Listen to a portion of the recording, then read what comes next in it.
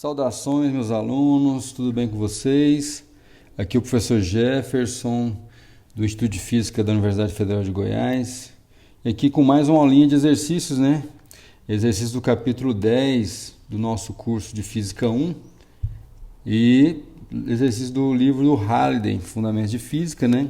Capítulo 10 do capítulo chamado Rotação. Então, nesses problemas de capítulo de rotação, vamos abordar alguns tópicos envolvendo o movimento de rotação, tá bom? Mais à frente vamos ver cálculo do momento de inércia, segunda lei de Newton para torques. E vamos iniciar a nossa aula com um probleminha, que é esse aqui, o número 9. Então, para aquecer nossos motores, né? Um problema bem simples. Olha lá como é que é o enunciado desse problema. Um disco inicialmente girando a 120 radianos por segundo é freado com uma aceleração angular constante de módulo 4 radianos por segundo ao quadrado. Letra A, quanto tempo o disco leva para parar? E letra B, qual é o ângulo total descrito pelo disco durante esse tempo? Então essas são as perguntas para este exercício, né? E a gente vai tentar resolvê-las agora. Vamos desenhar então a situação e ver como é que a gente pode compreender a dinâmica do nosso problema, né? Então aqui é um disco, né? Está rodando. Ele diz que o ômega inicial, né? É ali 120 radianos por segundo. E o disco é freado. O que quer dizer que ele é freado? Ele é freado na seguinte situação. Alguém vai e coloca o dedo aqui no disco, né? Então alguém põe um dedo aqui no disco e ele freia. Freou, então esse ômega vai reduzir, né? Vai começar a ter aqui um alfa contrário, que é esse alfa dado aí, uma desaceleração alfa, né? De módulo 4 radianos por segundo ao quadrado. Isso aí vai ocorrer até o disco parar, né? Letra A, quanto tempo o disco leva para parar, né? Em quanto tempo ele vai parar? Então vamos olhar a letra A primeiro, como é que funciona, né? A gente pode pegar as equações de movimento, né? Por exemplo, ômega igual... vamos primeiro pegar os dados, né? Ômega 0, 120 radianos por segundo, e o alfa constante ali, 4 radianos por segundo ao quadrado. Tudo bem, agora vamos pegar as equações. Letra A, ele pede o tempo que vai parar, né? Então, ômega de t, a gente pode escrever a equação horária para o ômega aqui, ó.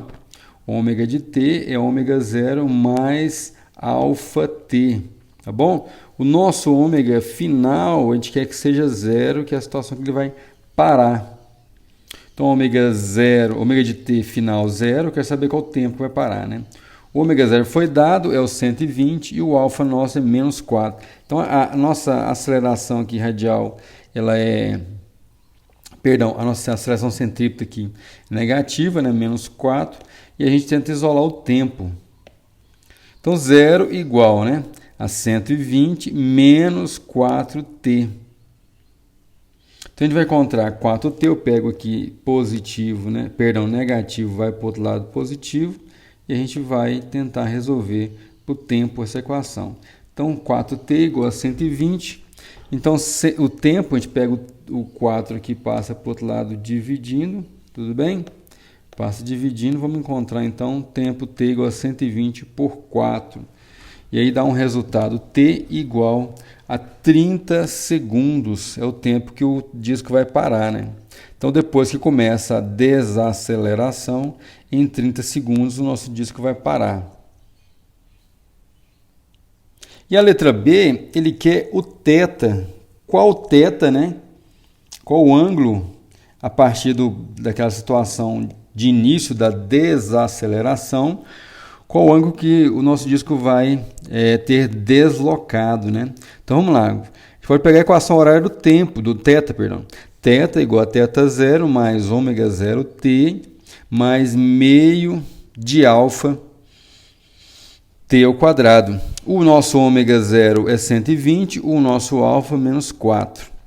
Então a gente pode escrever θ menos θ0, ou seja, o deslocamento, né, a partir do tempo t igual a 0 até o tempo t que a gente calculou.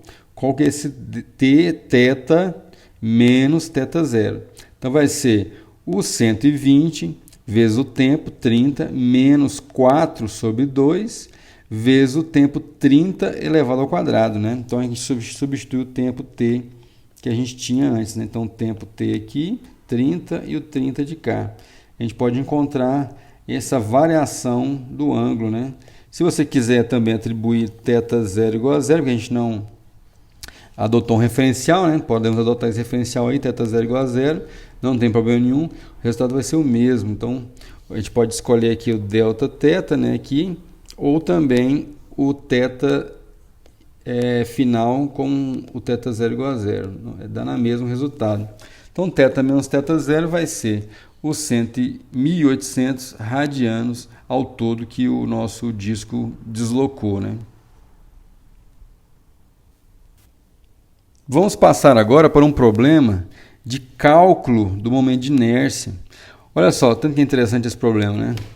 Os físicos têm que ter uma habilidade boa para resolver essas integrais envolvendo, por exemplo, né, o cálculo do momento de inércia, que é uma situação que vai se repetir muito, né, em vários problemas envolvendo distribuições, ou seja, de massa ou de carga, por aí vai.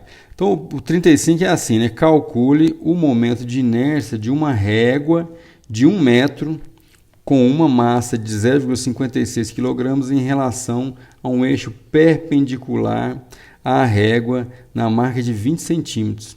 Trate a régua como uma barra fina. Esse problema é um problema que tem dois caminhos para serem utilizados. A gente pode fazer uma integração direta, que é o que nós vamos fazer aqui, ou podemos também usar o resultado já conhecido do momento de inércia de uma barra, ou passando pelo seu centro, ou passando pela extremidade, e assim utilizar, alteramos os eixos paralelos. Tá bom? As duas possibilidades são equivalentes.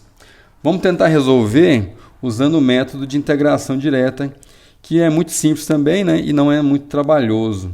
Então, olha só, aqui eu tenho o desenho da nossa barra, tá bom? A barra de 0,50 kg, a massa da barra, o comprimento dela é 1 metro. Então, de um lado ao outro, né? De um ponto ao outro, a gente tem 1 metro. E na posição de 20 centímetros, a gente vai posicionar o nosso eixo por onde o sistema vai rodar. Então, vamos lá, né? Olha só, aqui a gente tem a barra posicionada de tal maneira que o eixo de rotação está na posição 20. Então, orientando nosso sistema dessa forma, a origem do sistema ficou assim. Então, na posição 20, aqui na posição 20 é o zero, tá bom? É o zero aqui, de tal maneira que dessa posição 0 para a esquerda tem a coordenada menos 20 e para a direita a coordenada 80, e aí a nossa régua está aí com 1 metro. Para que fazer isso? Para a gente conseguir integrar de maneira correta. A gente vai localizar o nosso elemento diferencial de massa aqui, né? Esse aqui é o nosso dm da massa, da barra, para resolver a nossa integral. A integral de I, né, que é o momento de inércia, igual a R ao quadrado dm, né? Nesse caso é o eixo x, então vai ficar x ao quadrado dm, tá bom? Esse elemento infinitesimal de massa aqui, ele tem um comprimento dx localizado na posição aqui, ó, x. Tudo bem? Então, como é que é o nossa integral? O I vai ser, então, a integral de x ao quadrado dm, né? Porque é o eixo de integração, né? Nossa referência. Aí a gente pode usar aquela ideia de que a massa está distribuída de maneira uniforme, ou seja, mão sobre L, né? Mão sobre L é dm sobre dx, tudo bem?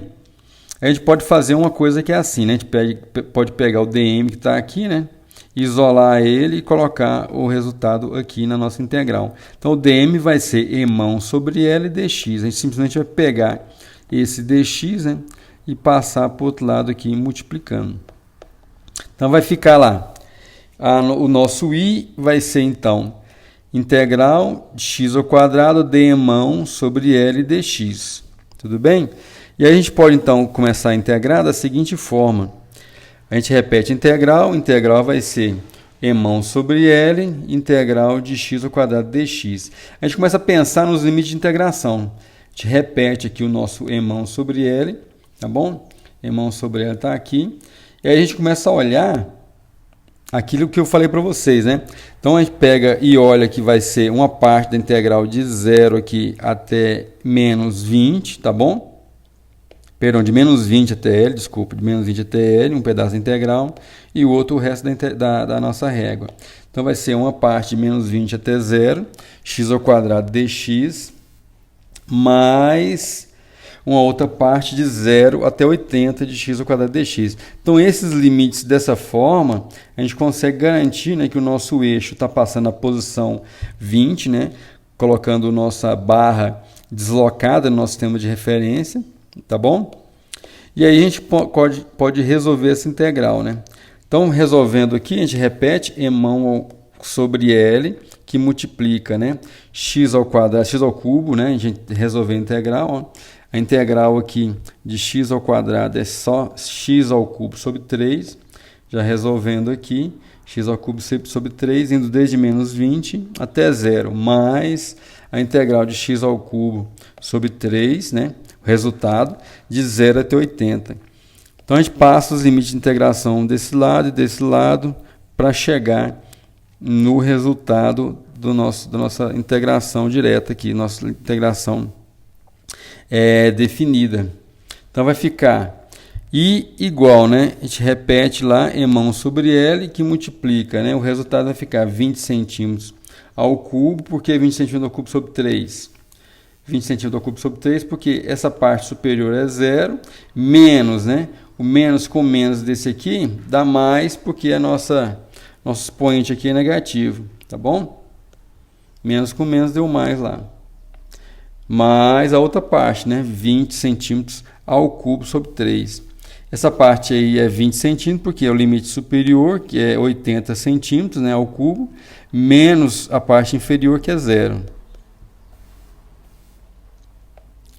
Sobre 3. Colocando os valores, então, vai ficar 0,56 kg dividido por 3. O 3 a gente fatorou aqui, né? Colocou ele em evidência, colocou aqui para fora, os dois números 3 aqui, colocou para fora. Então, ficamos aí 3 vezes 1 metro, que é o comprimento da barra, que multiplica 0,20 centímetros, 0,2 metros. Então, 0,2 metros ao cubo, mais o 0,8 metros também, tudo ao cubo. Então, finalmente, a gente pode resolver isso aí, colocar um número, né? A gente faz essa conta aqui, 0,56, que multiplica 0,2 ao cubo, e 0,8 ali metros ao cubo.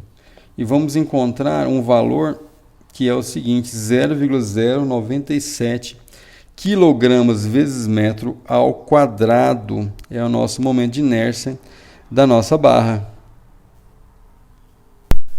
Agora, um probleminha que envolve a segunda lei de Newton para torques é esse número 50. Se um torque de 32 Newton vezes metro exercido sobre uma roda produz uma aceleração angular de 25 radianos por segundo ao quadrado, qual é o momento de inércia da roda?